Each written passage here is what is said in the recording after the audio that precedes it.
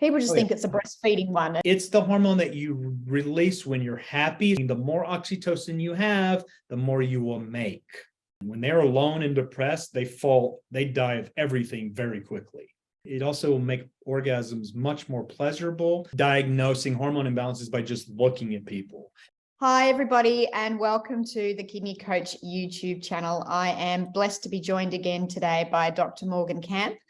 Dr. Morgan Camp is an integrative practitioner, has been practicing for well more than 20 years. He's an absolute gift to the world in his ability to help support people through really complex conditions and diseases. So I think I might just hand it over to you, Dr. Camp, and we'll get into it. And the other hormone you mentioned before we jumped on the call that I also want to put in there, because I think it's important, is the oxytocin, because it's not, people just think it's a breastfeeding one and no one talks about it, but it's our love, connection, our social bonding hormone. And you know, you were talking before about its relationship to as we age and it goes down, and depression and things like that. And of course, you know, the population that doesn't feel connected and in a community, and you know, we know that they die earlier and all of those sort of things. So tell me a bit more about oxytocin, because again, it's not one that anyone's talking about. I don't know anyone that tests it. Yeah, I don't think that there's no testing that I know. No. Yeah, and I learned it from Dr. Hertog. I started prescribing it like 10, 15 years ago. Also because I had a lot of patients who were in the sex tantra teachers and all of these sexual wellness coaches, and they would come to me and man, they tell you everything. And I got problems with this. And Dr. Hertog's like, oxytocin helps all these things. So I started prescribing a great results. So in research for this topic today, I just let me look up oxytocin and its association with senescence. And in so doing, I found there are quite a few studies showing the connection. And so then I was like, okay, let's just take a step back. So we know, oxytocin, for those of you, let me paint a picture of oxytocin. Yeah. So picture of oxytocin, we can think of the mother who's breastfeeding, because that's the image that comes to mind immediately for most people. So it's the hormone that you release when you're happy. It's the hormone you release when nipples are stimulated, either sexually or by breastfeeding. It's also the hormone that increases vaginal lubrication for women. It's the hormone that allows a woman to orgasm. It's the hormone that makes you feel connected to others. It is a hormone that is increased when someone hits a like on your Facebook page. True story, good studies on that. When you feel any connection at all to someone, your oxytocin level goes up a bit.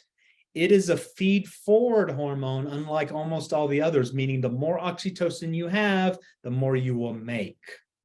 Oh, wow. I did not know that.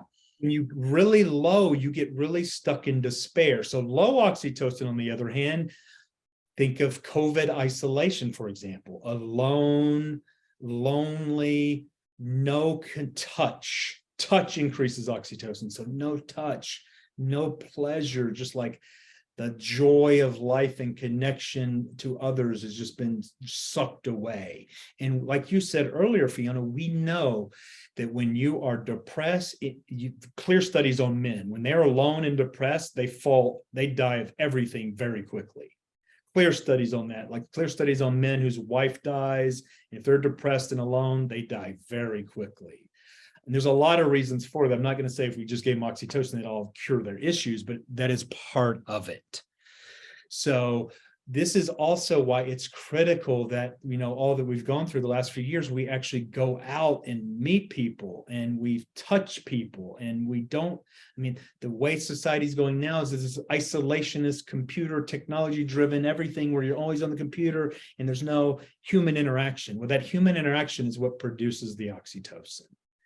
And touch is what produces oxytocin. Sexual activity and engagement increases the oxytocin. You can also take oxytocin. It's very interesting. Now, oxytocin clinically is what is given when a woman can't go into childbirth. So it's what you use to induce childbirth. They give it by IV. If you take the IV form of it, and I've done this, I get no benefit from it. I don't notice anything at all. Yeah, right. When I take it sublingually, I immediately get a calming, like, just a sense of calmness and ease, and everything's going to be okay, and openness to the person in front of me.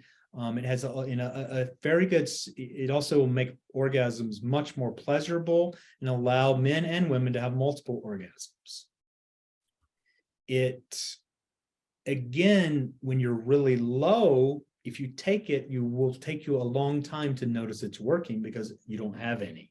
So you got to build receptors for it, and it has to give time for it to work. So I like to give it sublingually, and I tell people it is not absorbed at all when you swallow it. So Yeah, right. you hold it in your mouth, like, I mean, literally 5 or 10 minutes if you want it to work. And is it one that doctors will prescribe? Because it's, again, it's, I think, and I could be wrong here, most doctors are just thinking it's to bring on childbirth. I don't think I know any doctor that's just out prescribing sublingual oxytocin for depression and people that have been through COVID and isolation. I just haven't heard of it. There are many of us, but the more people that hear about it like this and go to their doctors and say, oh, I heard about this, you plant seeds in the doctor's head, maybe they read an article on it, or maybe they're just a good doctor who listens to their patients and goes and researches it and says, oh yeah, maybe there is something useful. Right. And again, for you, there was no lab test with it. So you're just looking at maybe people that are, would you look at circumstantial sort of stuff, people that have been isolated and alone and not getting all of that connection and touch and that sort of. Absolutely. I mean, low oxytocin. I mean, Dr. Hertog, his specialty, as I was telling you earlier, Fiona, is diagnosing hormone imbalances by just looking at people. Now, of course, we do lab tests to confirm that, but you're pretty darn good at, just looking at people. The low oxytocin person is the social, it's almost like autism. You don't want to look anybody in the eye, like you're looking to the side, you're just very withdrawn and distant. Right. And the high oxytocin is a very loving, open person who's smiling and just looking at you, nothing to hide, and just there and present with you. So it doesn't necessarily take a lab test to show that. Yeah, so again, thank you for your time and sharing your wisdom. It's always amazing and greatly appreciated, and just how you can put complex things together and bring it back, and really looking at treating someone as a whole, and looking at all of this and putting this all together, moving pieces with the human body is really amazing. So thank you. If you want to get notified anytime we put up new videos, Dr. Camp and I are going to do definitely some more. Make sure you hit subscribe. If you want to know more about what we do, head to www.kidneycoach.com. You can also find us on Facebook /Kidney Coach.